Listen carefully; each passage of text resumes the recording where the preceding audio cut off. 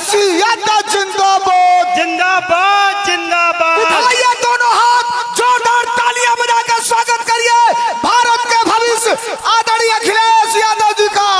दोनों हाथ उठाकर तालियां बजा करके स्वागत करिए आदरणीय खेसारी लाल यादव जी, आदरणीय अखिलेश यादव जी का।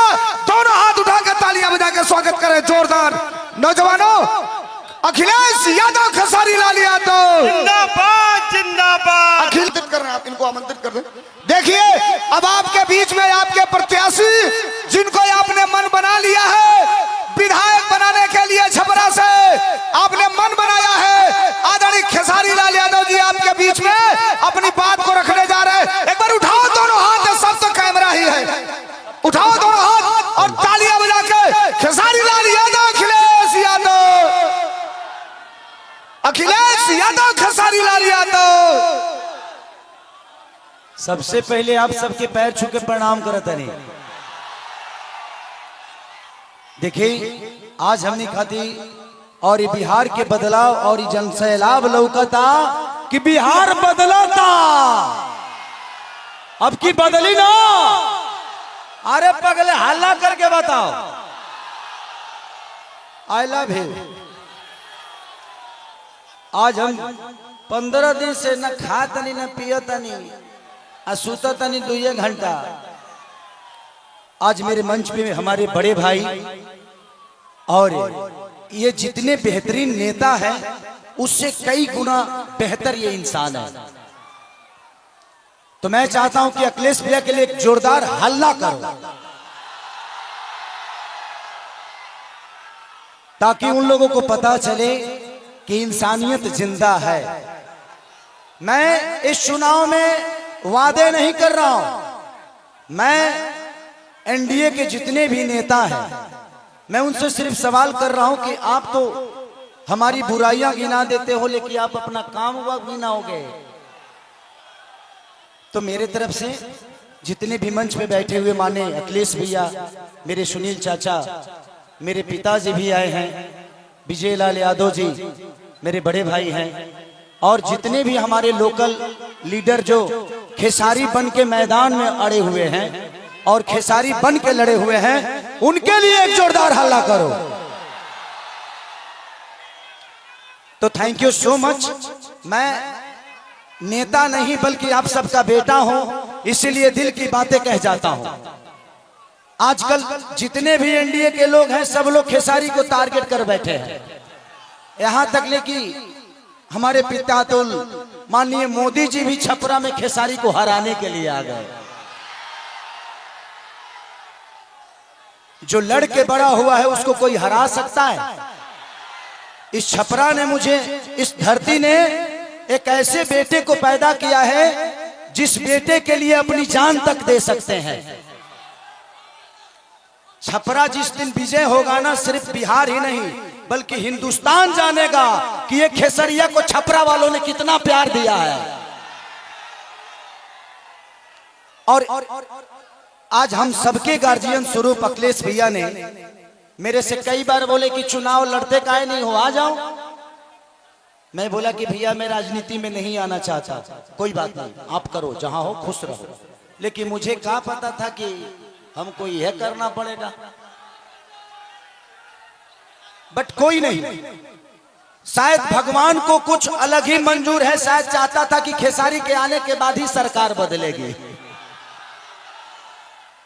और हम इतने तंग आ चुके हैं कि मोदी चाचा सिर्फ आज से 20 साल पहले गुजरात जो था, आज गुजरात जाके देखिए, गुजरात आज स्वर्ग की तरह दिखता है। तो सिर्फ इंडिया में एक ही शहर है जिसका नाम गुजरात है, और बिहार लबारिश है। बिहार के माँ बाप से उनके बच्चों को दूर भेजने के लिए ट्रेन देते हैं आप, उनके पत्नियों से दूर भेजने के लिए ट्रेन देते हैं, उनके बच्चों के शिक्षा के लिए कुछ नहीं करते। मैं इनसे यही पूछता हूं कि भाई ये बताइए कि मंदिर बनाइए, मस्जिद बनाइए, गुरुद्वारा बनाइए, सनातन अपनाइए, लेकिन रोजी रोजगार खातिर का ट्रंप को वोट देने जाएंगे?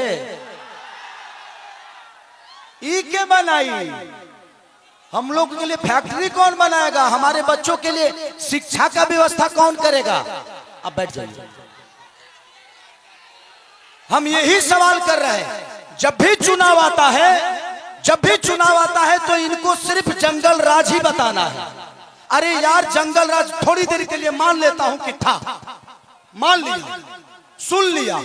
अरे तो कौन आप सब मंगल राज बना दिए हो इस धरती को? रोज हत्या होता है, लॉ एंड ऑर्डर हमारा बहुत अच्छा है। अरे यार उस परिवार से पूछना जिस परिवार का आदमी मारा जाता है। सिर्फ एक आदमी नहीं मारा जाता है, बल्कि वो घर का चिराग था, अपने घर की विश्वास था, जिसको मार दिया गया। उसके बाद जिसको जेल में डालते हो उसका भी करियर बर्बाद होता है। तो हमें बिजी कर दो ना यार, हमें काम दे दो। अब काम नहीं दोगे तो क्या करेंगे? हम मौत में भी रोजी ढूंढते हैं, क्या करेंगे? ढूंढ ही लेगा कोई, क्योंकि हम बेरोजगार हैं। आज छपरा की स्थिति जो पानी में डूबी रहती है, छपरा व्यापारियों के करोड़ों रुपए बर्बाद हो जाते हैं। उसका जिम्मेदार कौन है? कुछ लोग कहे ये भी रहे हैं कि खेसरिया तो 15 दिन के लिए रहेगा यहाँ पे। अरे बेटा होके अंधा होके तो एक लोटा पानी दी। बेटा हो अगर उसके पास आंख है ना, तो अमेरिका में भी रह के अपने माँ बाप का सेवा कर सकता है, तो बच्चों को रख के। यहाँ के जो स्थानीय विधायक हमारे बुजुर्ग हैं, चाचा हैं, वो उनका सम्मान है, सीएन गुप्ता चाचा। वो तो 10 साल से शहर में रहे हैं, करो घर दाढ़ भर पानी में डूब रहा। तो जब बताइए कि ये नेता अपना इलाज एम्स में कराते हैं, अपना इलाज के लिए बेहतर अस्पताल नहीं बनाए तो हमारे बच्चों के लिए बनाएंगे? इनके बच्चे अमेरिका में पढ़ते हैं, जब ये अपने बच्चों के लिए बेहतर स्कूल नहीं बनाए तो हमारे बच्चों के लिए बनाएंगे? आज 20 साल से एनडीए की सरकार है, कोई बता दे कि एक भी फैक्ट्री हमारे बिहार में लगी है? लगी है? लागल बा, लागल नहीं खे, लोग यहां से भागल बा। अब जाके बिहार जागल बा, यही खेसरिया पागल बा जी। नवतर एगो हमार बड़ भाई है मानिए रवि भैया, वाह, वो महादेव है, महादेव है। ये जीते जी तो हमारी जिंदगी को नरक बना देते हैं और मरने के बाद गोरखपुर में स्वर्ग की सीढ़ी लगवा देते हैं।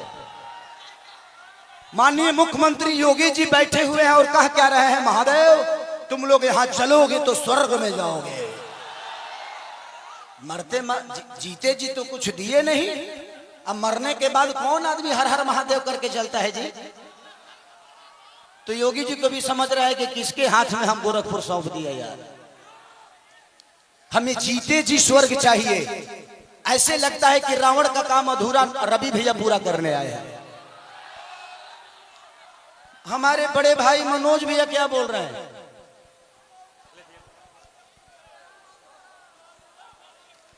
तो ये सारी चीजें हैं। यदमुल्ला कोई बात नहीं, बड़े भाई हैं, छोड़िए उस बात पे हटाइए। तो मैं चाहता हूं कि ये भाषण का टाइम नहीं है, क्योंकि भैया को भी बहुत जगह जाना है और भैया की बहुत बिजी शेड्यूल है। और